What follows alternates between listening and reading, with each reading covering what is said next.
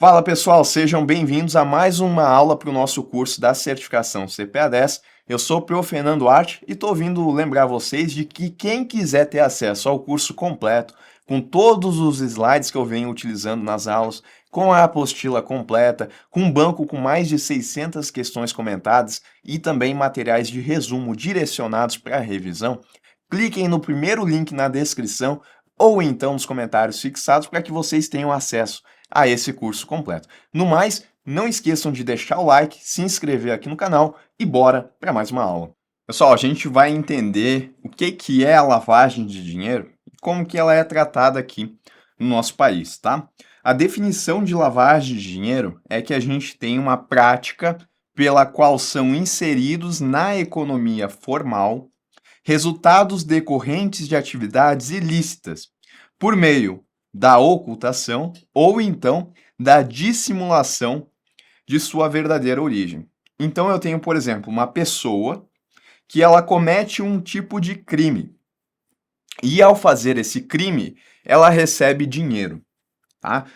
Exemplo aí das pessoas que são traficantes, né? Fazem o tráfico de drogas e por conta disso elas recebem lucro.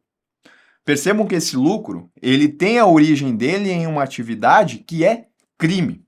E aí essa pessoa, ela tenta esconder a origem desse dinheiro, que é uma origem ilícita. Isso, tentar esconder a origem desse dinheiro e tentar trazer ele para a economia formal como se ele tivesse vindo de uma atividade lícita, como se fosse algo permitido pela nossa legislação, isso é entendido como lavagem de dinheiro. A lavagem de dinheiro ela é uma preocupação internacional há anos, a qual merece vigilância constante dos países, com o objetivo de coibir essa prática que é criminosa. Eu estou falando de dois crimes. Eu tenho o crime, no exemplo que eu dei, do tráfico de drogas, e além disso, eu tenho o crime de lavagem de dinheiro. A pessoa está tentando esconder a origem do dinheiro para que ela não seja pega no primeiro crime. Cometeu dois crimes, tá? Para isso, entretanto, os reguladores de cada país dependem da cooperação das instituições participantes do sistema financeiro. Isso porque o sistema financeiro ele é um local muito utilizado no sentido de as pessoas que são criminosas de utilizarem os sistemas para tentar esconder a origem fraudulenta, a origem criminosa desse dinheiro.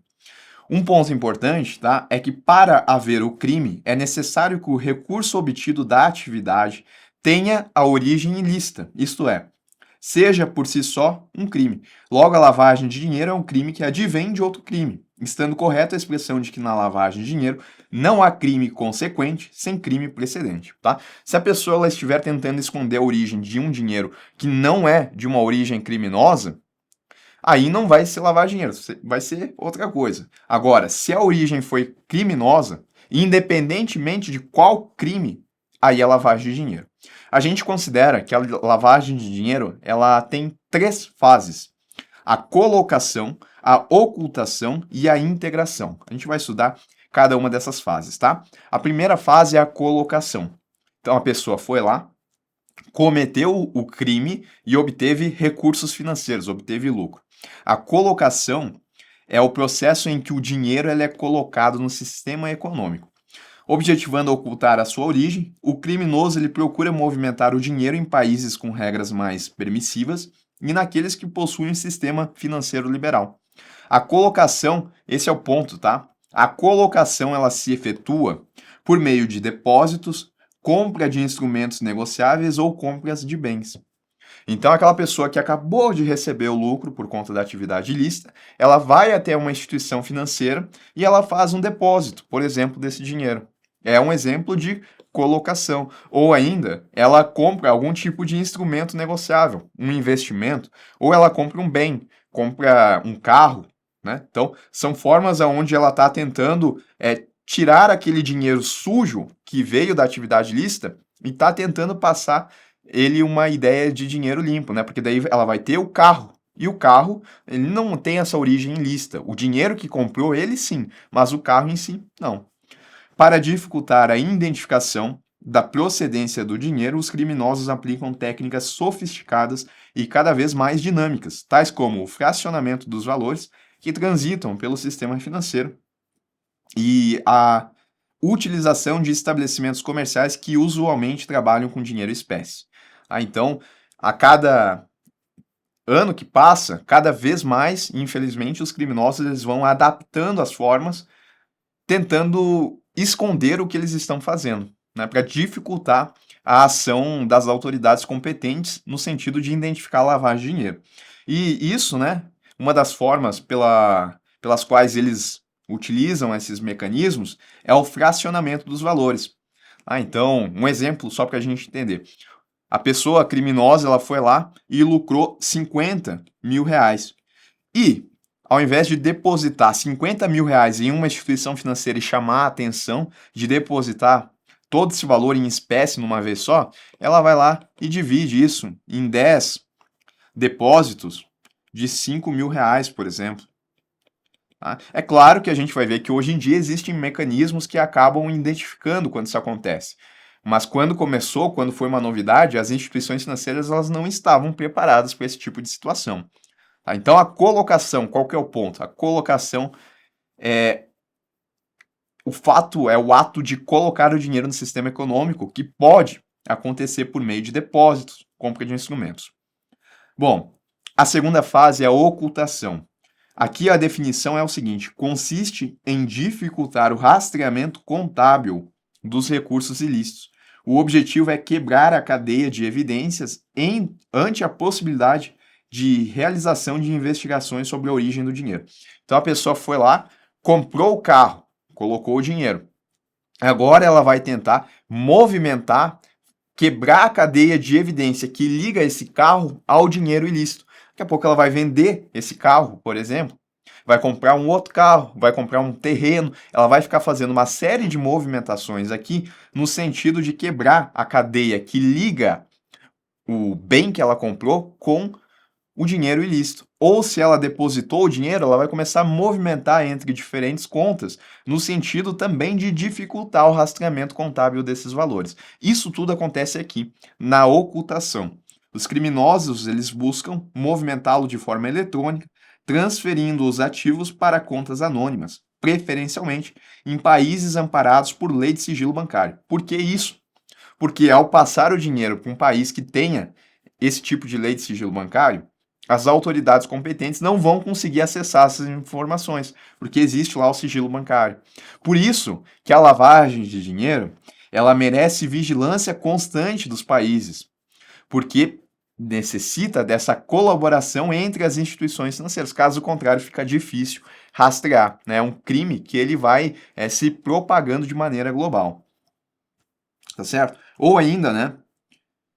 Realizando depósitos em contas abertas em nome de laranjas ou utilizando empresas fictícias ou de fachada na tentativa de quebrar essa cadeia de evidências e dificultar o rastreamento contábil. A terceira fase, tá, é a integração. Aqui os ativos são incorporados formalmente ao sistema econômico. As organizações criminosas buscam investir em empreendimentos que facilitem suas atividades, podendo tais sociedades prestarem serviços entre si. Uma vez formada a cadeia, torna-se cada vez mais fácil legitimar o dinheiro ilegal. Aqui, já na terceira fase, que é a integração, o dinheiro ele parece já que é lícito, que veio de uma origem lícita. Tamanho foi a dificuldade que os criminosos colocaram no sentido de rastrear essa origem ilícita do valor. Tá? Essas são as três fases: colocação, ocultação e integração.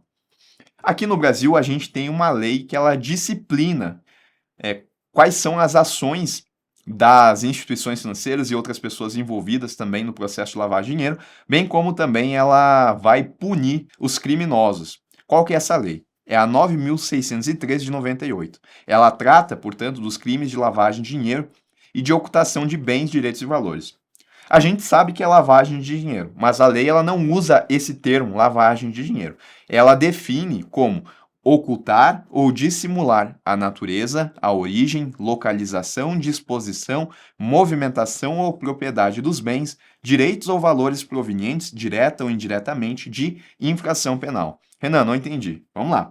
Ocultar ou dissimular a natureza, a origem daquele valor que foi que ele adveio de um crime. Quando eu falo infração penal, eu estou falando de um crime. Então, é ocultar ou dissimular natureza, origem, localização, disposição, movimentação ou propriedade. Do que? Esse é o ponto, tá? De bens, direitos ou valores que foram provenientes de forma direta ou ainda indiretamente de infração penal, de crime. É o conceito de lavagem de dinheiro, só que da forma que está definido na legislação brasileira. Essa lei, ela também dispõe sobre a prevenção da utilização do sistema financeiro para ilícitos. Então, a gente vai ter algumas regras pelas quais as instituições financeiras vão ter que se nortear. E, como eu falei para vocês, essa lei ela também traz penalidades aos autores dos crimes e a quem, embora não tenha sido um autor do crime, tenha participado de alguma forma nos ilícitos. Certo? Quais são as penalidades, então, que existem, que estão expressas nessa lei? Segundo a lei, a pena para quem comete a lavagem de dinheiro é de reclusão de 3 a 10 anos e multa. Ou seja, a pessoa que cometeu o crime de lavagem de dinheiro, ela está sujeita à reclusão que tem de 3 a 10 anos e mais a multa. Aquela pessoa, ela cometeu 2 crimes, não foi? Ela cometeu um crime e, na sequência, ela cometeu o crime de lavagem de dinheiro. Para o crime de lavagem de dinheiro, a punição é essa. Ela ainda vai ter a punição do crime que ela inicialmente fez e que ela teve o lucro financeiro. Mas além da pessoa que cometeu o crime, a lei, ela também estabelece que outras pessoas que de maneira indireta tenham participado ou que tenham participado do processo de lavagem de dinheiro, essas pessoas elas também vão ser punidas da mesma forma. Então, quem é responsável por converter os recursos ilícitos em ativos lícitos? Não foi a pessoa que cometeu o crime de lavagem de dinheiro, não, mas ela fez a conversão desses recursos ilícitos, ilegais, em ativos lícitos, né? Foi aquela pessoa que, por exemplo, vendeu o carro, né? Se ela vendeu esse carro sabendo que era lavagem de dinheiro, ela tem a punição da mesma forma que o autor de lavagem de dinheiro. Adquire, recebe, troca, negocia, dá ou recebe em garantia os recursos, guarda ou tem em depósito, movimenta ou transfere recursos. Importa ou exporta bens com valores não correspondentes aos verdadeiros. Está sujeito à mesma penalidade. Tá? Então vai importar e coloca um valor diferente ao que deveria ser, está sujeito a essa penalidade. Utiliza na atividade econômica ou financeira bens, direitos ou valores provenientes da infração penal. Né? A pessoa, então, ela está utilizando recursos que vieram de uma lavagem de dinheiro, ela está sujeita também à mesma pena. Participa do grupo, associação ou escritório, tendo conhecimento de que sua atividade principal ou secundária é dirigida à prática de crimes previstos nessa lei. Aqui a legislação ela fala, né, que a pessoa ela tem o conhecimento e mesmo assim ela participa, está sujeita à mesma penalidade. Então, em relação às penalidades, eu tenho reclusão de 3 a 10 anos e multa. Isso para quem comete o crime, ou seja, o autor, mas além do autor, também está sujeito quem tem participação.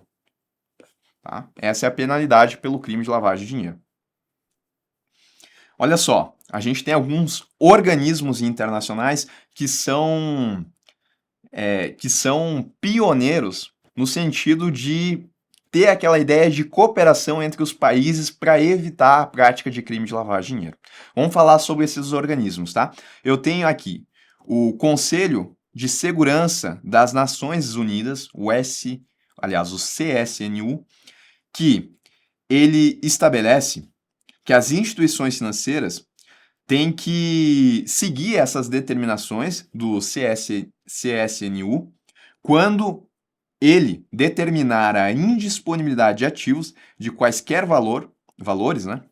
Titularidade direta ou indireta de pessoas naturais, pessoas jurídicas ou de entidade. Não entendi, Renan. Vamos lá. Se esse organismo internacional, que é o Conselho de Segurança das Nações Unidas, ele determinar a indisponibilidade de ativos, ou seja, uma pessoa que veio até o Brasil, né, e ela cometeu o crime de lavagem de dinheiro em outro país, E o Conselho de Segurança das Nações Unidas percebeu. Aí ele solicita, então, a indisponibilidade dos ativos dessa pessoa que está aqui no Brasil. Né? Por exemplo, se ela tem depósitos em conta, o CSNU ele vai lá e vai solicitar que esses depósitos eles não fiquem mais disponíveis a essa pessoa. Isso que significa a indisponibilidade de ativos, tá? E bom, se ele solicitar isso, as instituições financeiras que estão aqui no nosso país, elas vão ter que cumprir de forma imediata essas determinações. Então, elas vão ter que monitorar a lista de sanções desse organismo, elas vão ter que dispor de controles aptos a efetivar imediatamente o bloqueio de ativos, comunicar imediatamente a indisponibilidade ao Banco Central, à CVM, ao Ministério da Justiça e ao COAF. Tá? Então, uma vez que aconteceu essa indisponibilidade, as instituições financeiras têm que comunicar a esses órgãos aqui que elas, né, cumpriram as regras do Conselho de Segurança. E além do CSNU, a gente também tem a Convenção de Viena, tá? Essa daqui ela foi estabelecida de forma pioneira para combater o tráfico ilícito de entorpecentes e substâncias psicotrópicas, tendo apresentado uma definição sobre o crime de lavagem de dinheiro que é aceita mundialmente. Então, a Convenção de Viena foi a pioneira, foi aonde a gente teve, então, essa primeira preocupação mundial em relação a esse crime. Nessa convenção, foi ratificado que os países estariam obrigados a estipularem penalidades aos indivíduos que ocultassem bens ou valores oriundos do tráfico internacional de drogas. Então, os países que participaram dessa convenção, que aconteceu aonde? Em Viena, eles assinaram lá que eles se tornaram responsáveis de, né, no prazo seguinte, futuramente, de estabelecer, então, penalidades àquelas pessoas que cometem o crime de lavagem de dinheiro. E o detalhe, tá? A partir do decreto 154, que foi assinado em 1991, o Brasil ele se comprometeu a criar uma lei específica sobre o crime de lavagem de dinheiro, conforme as normas que foram estabelecidas nessa convenção. Então, a partir da Convenção de Viena, a gente teve a elaboração da Lei 9.613 de 98, que é responsável, entre outras coisas, de punir aqueles que tenham cometido o crime de lavagem de dinheiro. E assim, então, o Brasil cumpriu o que foi ratificado lá nessa Convenção de Viena. A gente também tem a Convenção Internacional para a Supressão do Financiamento do Terrorismo, e o objetivo dessa convenção foi de prevenir, punir e eliminar o terrorismo, sendo que os Estados parte ficaram responsáveis por assumir o compromisso de adotar medidas necessárias para fortalecer a cooperação entre eles nesse combate. Então, essas convenções, esses organismos internacionais, percebam que a gente vai ter países que vão atuar no sentido de estabelecer regras pelas quais eles vão ter que atuar de maneira conjunta para acabar reduzindo esses crimes. A motivação da convenção foi a preocupação com a manutenção da paz e da segurança internacional, além da promoção da boa vizinhança e de relações de amizade e cooperação entre os Estados, levando em conta, né, que o financiamento do terrorismo é um objeto de séria preocupação para a comunidade internacional como um todo. E tem o GAF, que é um grupo de ação financeira. Ele é um órgão intergovernamental que foi criado em 89 durante a reunião do G7 em Paris. Ele teve como principal objetivo, a criação dele, promover a proteção do sistema financeiro internacional contra as ameaças de lavagem de dinheiro e financiamento do terrorismo, e também da proliferação das armas de destruição em massa, através do desenvolvimento e da promoção de padrões internacionais de prevenção à lavagem de dinheiro e de combate ao financiamento do terrorismo. Tá? Então, quais são as principais medidas em relação ao que o GAF ele estabeleceu? De novo, pensando nessa colaboração entre diferentes países no sentido de prevenir o crime de lavagem de dinheiro. A identificação de pessoas politicamente expostas, né, que dado ao cargo que essa pessoa tem, ela fica exposta e ela acaba sendo uma pessoa mais exposta ao risco de lavar dinheiro. A realização de due diligence, que é a avaliação de clientes, fornecedores e terceiros, entender então, por exemplo, como é que é o perfil de cada cliente para saber se ele também está ou não mais suscetível à prática do crime de lavagem de dinheiro.